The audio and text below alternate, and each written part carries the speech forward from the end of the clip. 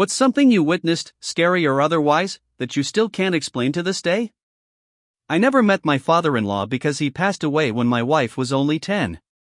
She says he used to play Brown-Eyed Girl and dance in the kitchen with her when she was little. The song means a lot to her and her mom. When my first daughter was born, that was the song that came on the radio the first time my mother-in-law met the baby. For our second daughter, it played on the hospital speakers right after she was born. Pretty cool. This just happened recently. I was driving home around dusk. Headlights were on, but there was still some daylight, enough to see. On the shoulder of the highway, 2 kids were walking. There were no other cars, so I moved over a bit just to be safe. As I passed them, one of them turned her head to look at me. I watched them, a bit creeped out by 2 kids walking along an empty highway. As I passed them, I glanced at my side view mirror to keep an eye on them. And they were gone. A quick glance over my shoulder showed an empty highway. In a movie, I would have stopped to look. In real life I hit the gas and didn't look back again. This one isn't huge, but it is real and my husband and I think about it a lot.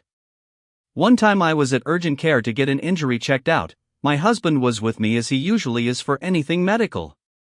The waiting room when you walk in through the door has a long counter at the front, chairs surrounding a TV to the right, and on the left there a little divot in the wall where more chairs rest in front of a bathroom door. It's a single-person bathroom with no windows and only one door. We were sitting in some of the chairs close to the bathroom door.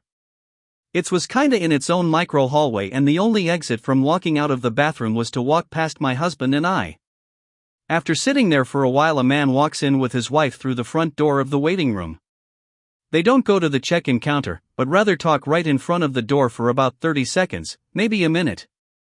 I didn't hear what they were talking about. The woman nods and leaves through the front door and the man pauses to look around the room once he's alone. I assumed she was dropping him off to get checked out.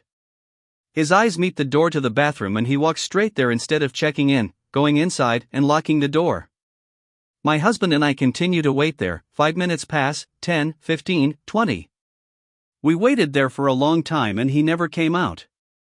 However, I think we've all had times where we spent a good hour in a bathroom, so we just assumed maybe he had a stomach bug. Later a woman from the waiting room goes up to our bathroom door to use it at her. The man had been there for about 30 minutes. She opens the door, new problems. The lock suddenly wasn't engaged. And she goes in to use the test room, coming out a few minutes later and going back to her seat. My husband and I looked at each other confused. He went to look in the bathroom and the man wasn't there. There was no other windows or doors to leave out of.